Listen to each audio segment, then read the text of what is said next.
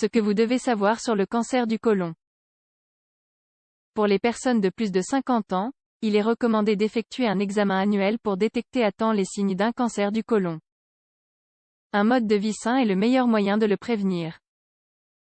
Le cancer du côlon est une maladie de plus en plus fréquente et c'est pour cela que cela vaut la peine de connaître certaines de ses caractéristiques afin de l'éviter ou de le traiter à temps. C'est la plus grave des maladies qui affectent cet organe. C'est pourquoi, il est important de tout savoir sur le cancer du côlon. Dans cet article, nous allons vous orienter. Le cancer colorectal est l'une des principales causes de mort chez les adultes des pays occidentaux. Un diagnostic précoce peut permettre une guérison complète. Les cancers du côlon commencent sur le revêtement de cet organe et du rectum. Quelles sont les causes du cancer du côlon? Il n'existe pas de cause unique pour cette maladie. La plupart des patients présentent tout d'abord des polypes bénins que se convertissent en un cancer si on ne les traite pas ou qu'on ne les stoppe pas dans leur croissance. Les personnes qui ont le plus de risques de souffrir de cancer du côlon sont plus de 60 ans, origine afro-américaine ou d'Europe orientale, gros consommateurs de viande rouge ou transformés, polypes colorectaux, maladies intestinales inflammatoires comme la colite ulcérative ou la maladie de Crohn, patients qui ont des antécédents familiaux, surtout si l'on eu des cas de polypose adénomateuse familiale, alimentation riche en graisse et faible en fibres, fumeurs ou gros consommateurs d'alcool, personnes obèses ou en grand surpoids. Le cancer du gros intestin ou du côlon est le deuxième en termes de mortalité en Europe. Il est plus fréquent chez les hommes que chez les femmes. Quand des polypes apparaissent sur le côlon, seulement 10% d'entre eux se transforment en cancer, mais il est important de ne pas laisser le temps passer et de se traiter comme il convient. Quels sont les symptômes du cancer du côlon? Cela peut varier selon la localisation de la tumeur dans l'intestin, dans le côlon. Gauche, du sang dans les selles, la diarrhée et la constipation, la sensation d'évacuation complète. Transverse, douleur, obstruction, douleur de type colique, vomissement et distension abdominale. Droit, hémorragie interne ou occulte, anémie chronique, fatigue, pâleur, manque de force.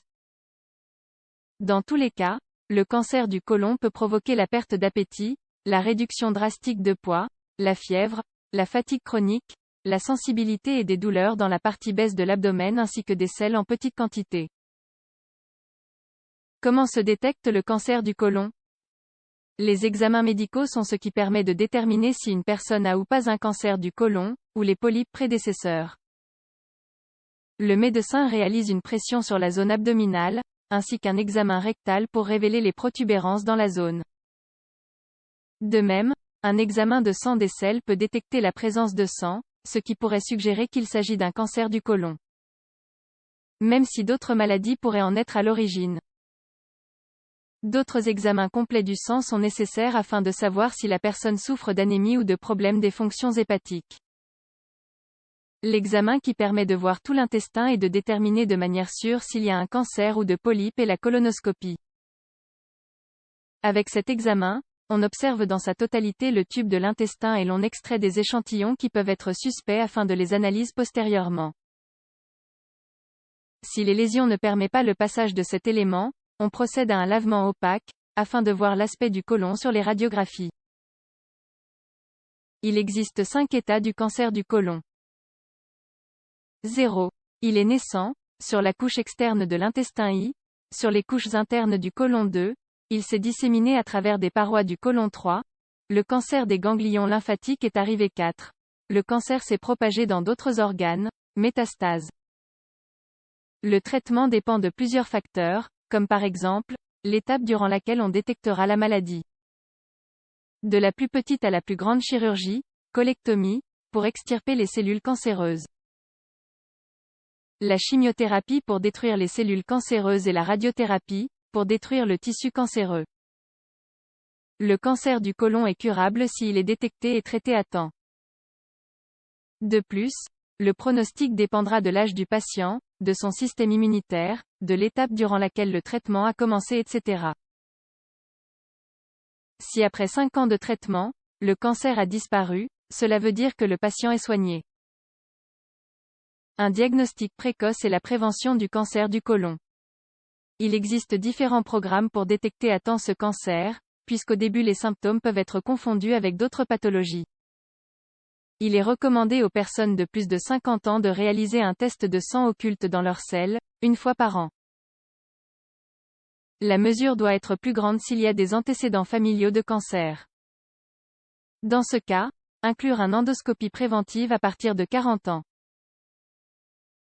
Si les résultats sont négatifs, ils doivent être renouvelés tous les 2 ans. S'ils sont positifs, il faut procéder à une colonoscopie comme nous avons indiqué précédemment. Concernant la prévention, les études indiquent que le fait de changer son alimentation et avoir un style de vie plus sain peut réduire notablement l'apparition du cancer du côlon.